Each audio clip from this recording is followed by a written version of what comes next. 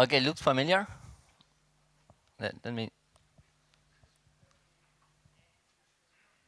Yeah, but this is from yesterday. Take things apart and build your own version. So let's follow the advice from Max. We have this React app, just 3 lines. The first one defines a React element using JSX. The next one gets a node from the DOM. And the last one renders that React element into the DOM. So let's remove all the React specific code and replace it with vanilla JavaScript. We'll start with the JSX here. JSX isn't handled by React, it's handled by a transpiler like Bubble. So Bubble will transform this JSX to a call to create element. Create element is very simple. It just puts all the parameters inside an object and returns that object.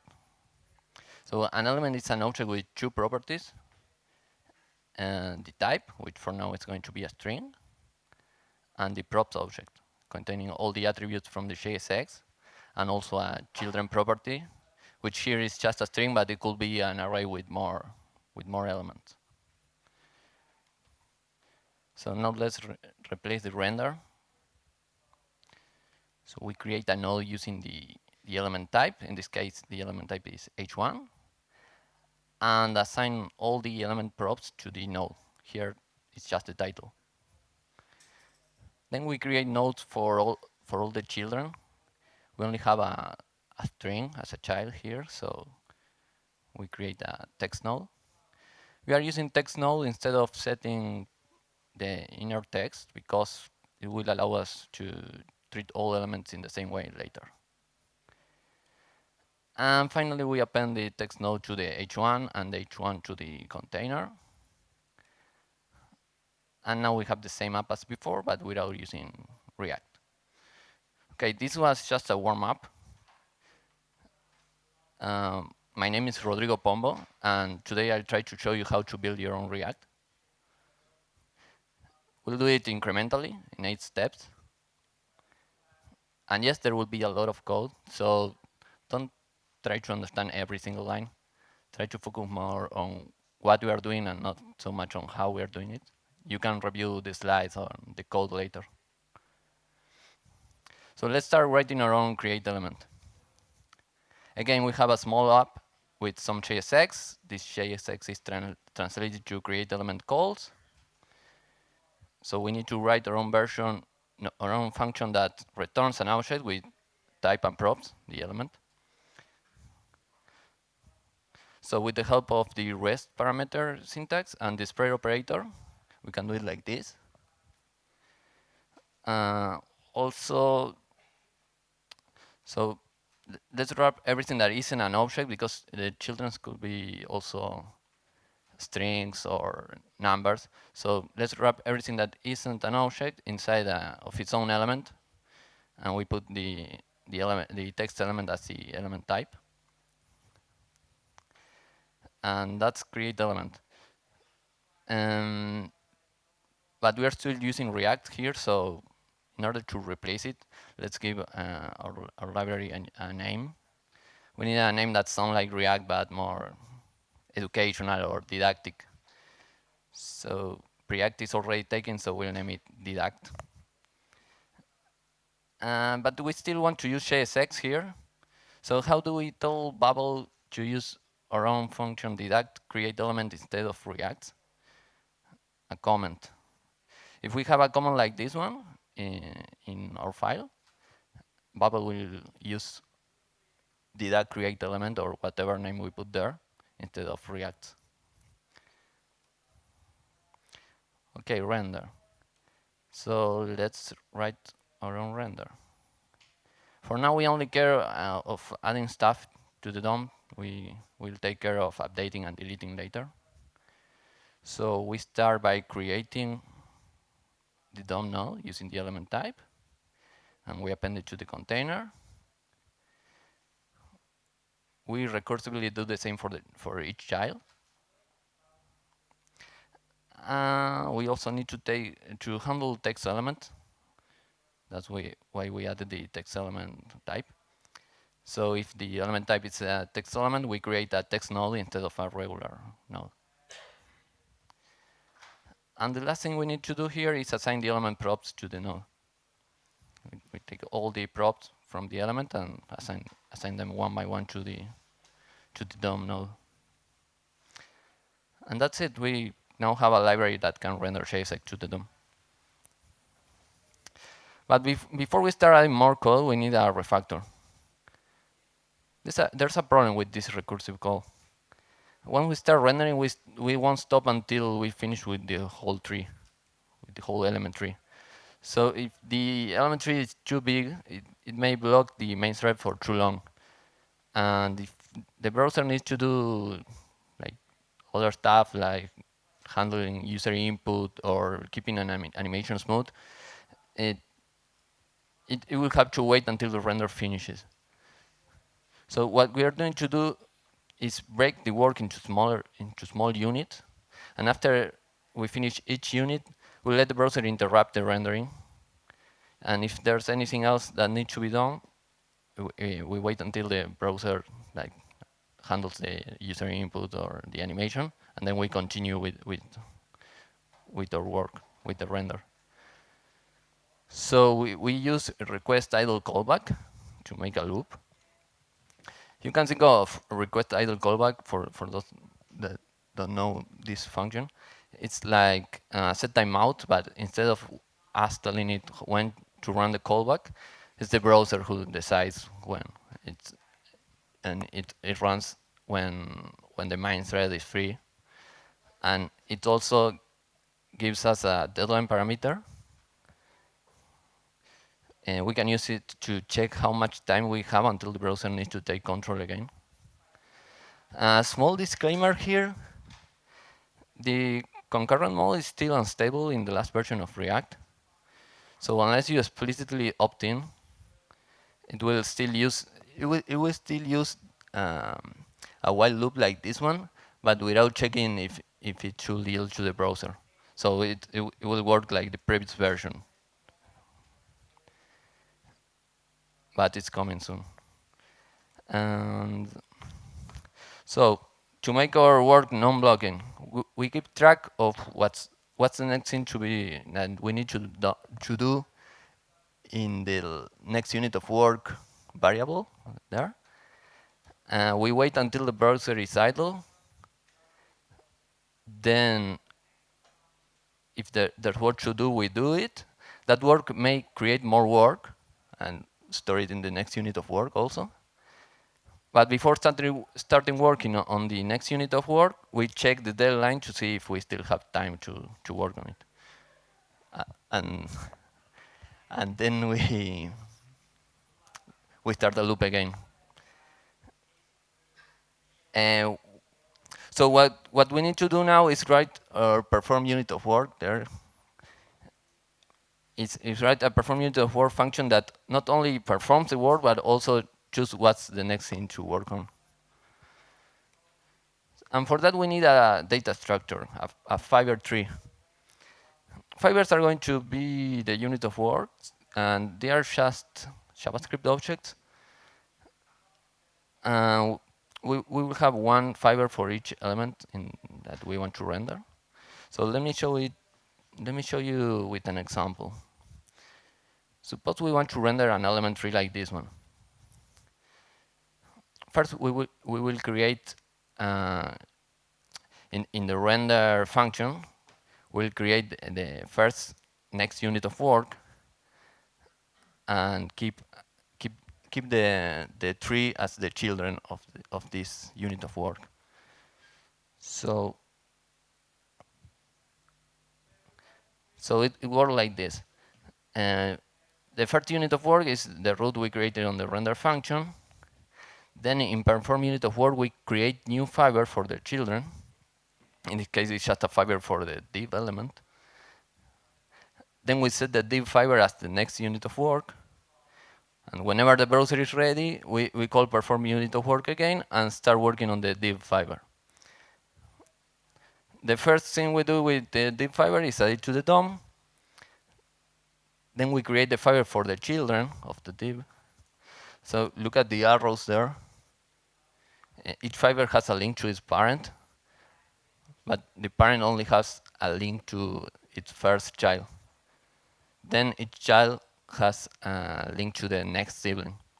So those links are what we use to pick the next unit of work.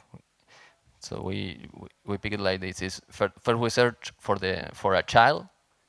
If the fiber doesn't have a child, we go to the sibling. If it doesn't have a sibling, we go to the uncle, and so on, until we have a fiber without uncles, great uncles, and in that case, we have no more work to do. So in the case of the div, the first child is the H1. So we start working on the H1 fiber. We add it to the DOM. We don't create more fiber here because it doesn't have children. And also because it doesn't have children, we move to the sibling for the next unit of work. The sibling is the section. We add the section to the DOM, create a fiber for the child, which is the H2. So select the H2 as the next unit of work, add it to the DOM.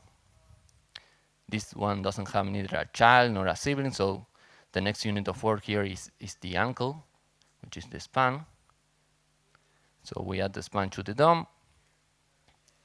It doesn't create more fibers, and it doesn't have any child, sibling, uncle, great uncle. So we don't have a next unit of work here. And that means we finish all the work, and the render finishes. So let's put this into code. First, let's remove this code from the render function.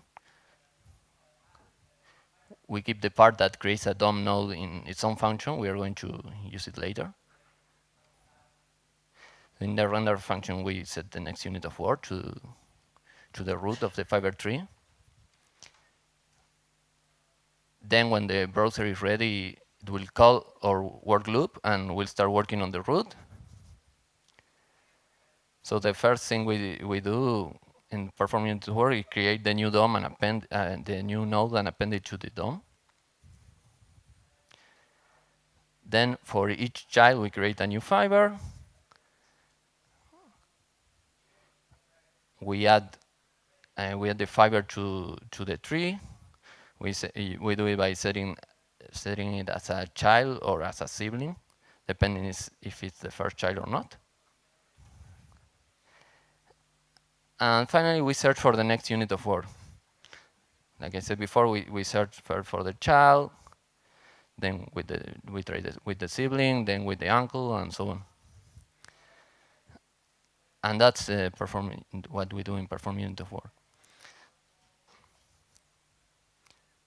So we have another problem here.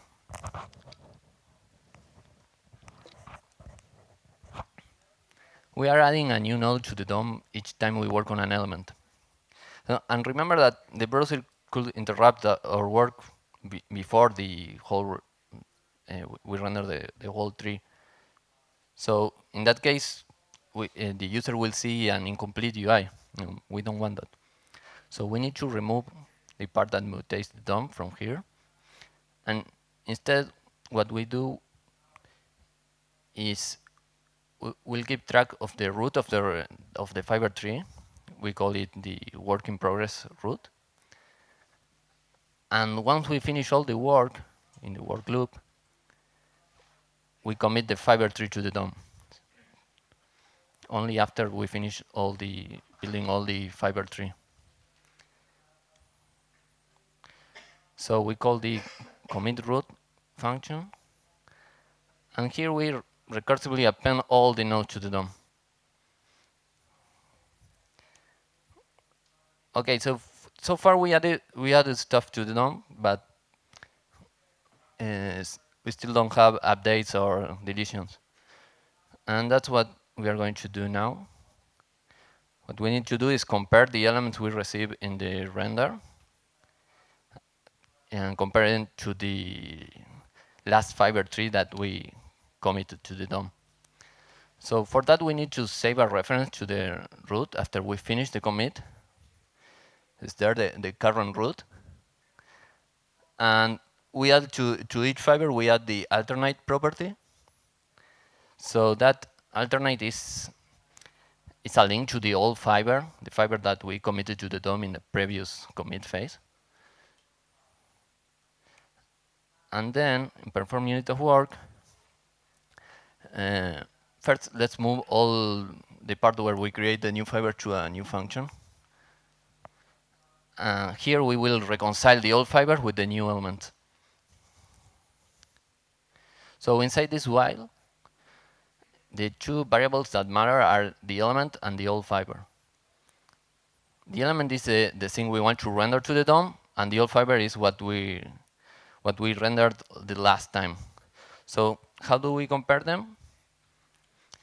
We use the type.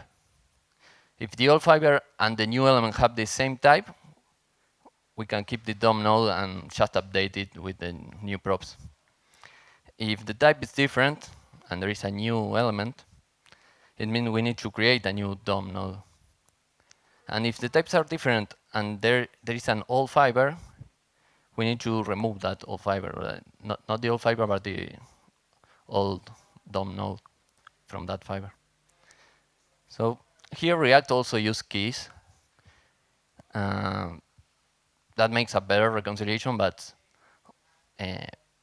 we are not doing that. We want to keep it simple or simpler. Okay, for the case of the update, we keep the DOM node from the old fiber. And here we are in a new property to the fiber, the effect tag, which we will use it later on the commit phase. For the case where the element needs a new DOM node, we tag the new fiber with the placement effect tag. And for the case where we need to delete node, we don't have a new fiber, so we add the effect tag to the old fiber. But the problem here is when we commit the fiber tree to the DOM, we do it from the work in progress root. We doesn't have the old fiber, so we need an array to keep track of the nodes we want to remove. And then when we are committing the change to the DOM, we also use the fiber from that array. Now let's change the commit work function to handle the new effect tags. So if the fiber has a placement effect tag, we do the same as before, append the DOM node to the node from the parent fiber. If it's a deletion, we do the opposite, remove the child. And if it's an update, we need to update the existing DOM node with the props that change it. We'll do it in the update DOM function. And this just compare the props from the old fiber to the props of the new fiber, and remove the props that are gone and set the props that are new or changed. Okay, the next thing we want to add is support for function components.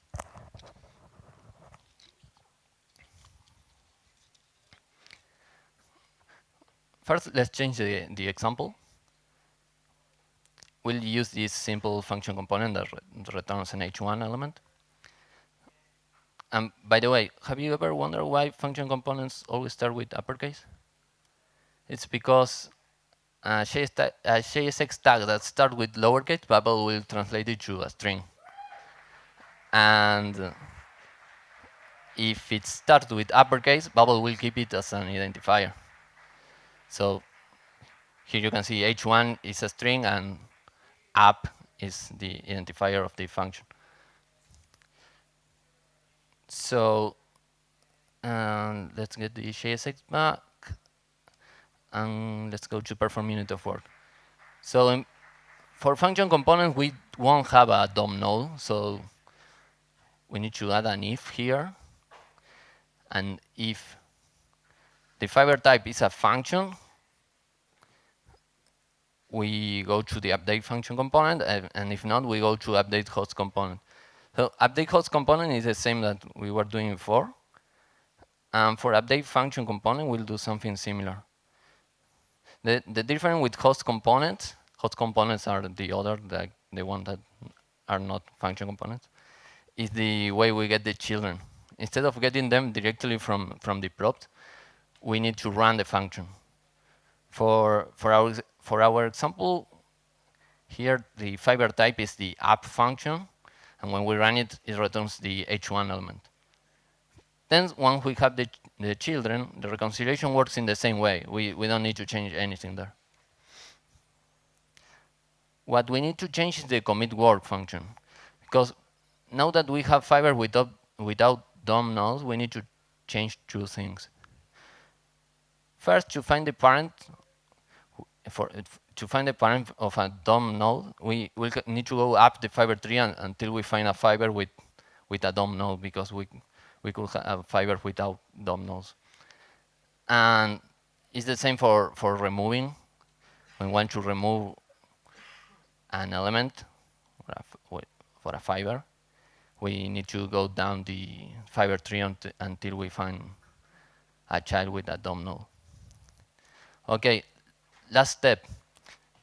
Now that we have function component, let's add some state. So let's change our example again and use the classic counter component. Each time we click it, it increments the state by 1. But before adding hooks, we need to support events because we don't support them yet. So first we need to identify the props that are event listeners. We'll do it by checking if they have the on prefix, like on click, on change, and so on. We remove the old listener from the node and add the new listener. So back to hooks. Here is where we call the counter function from the example. And inside that function, we call the useState. So we need to initialize some global variables before calling the function component, so we can use them inside of the useState function. First, we set the work in progress fiber, then we keep track of the hook index starting at 0. And we also add an empty hook array, to the fiber. And when the function component calls useState, we check if we have an old hook. We check in the alternate of the fiber using the hook index. If we do have an old hook, we copy the state to the new hook. And if we don't, we initialize the state. Then we add the new hook to the fiber, increment the hook index by 1, and return the state. So useState should also return a function to update the state. So we define a setState function that receives an action. For the counter example, the action is the function that increments the state by 1. We push that action to a queue we added to the hook. And then we do something similar to what we did in the render function. We set a new work in progress route at the next unit of work, so the work loop can start a new render phase. But we haven't run the action yet, and we'll do it in the next time that we are rendering the component. So we get all the actions from the old hook, and then apply them one by one to the new hook state. So when we return the state, it's updated. And that's all. Here's the full code. You can't see it, but it fits in one slide. So, do we have some time for a small demo? Okay. No, wait a second. It's not. It will be fast. Just to see if it works. If I paste it here, it should show a counter, and it should work. Yeah, and we are using deduct here. So the only demo I have with this time. Okay, let me show the link to the. What is it?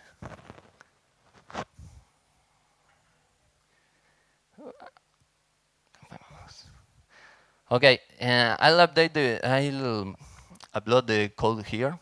This currently has an old version of the library, but I soon write a post with this and post it to this repo. The slides, you will find the slides on my Twitter there. So I hope this help you like building a better mental model of what libraries like React do. And that's all. Thank you.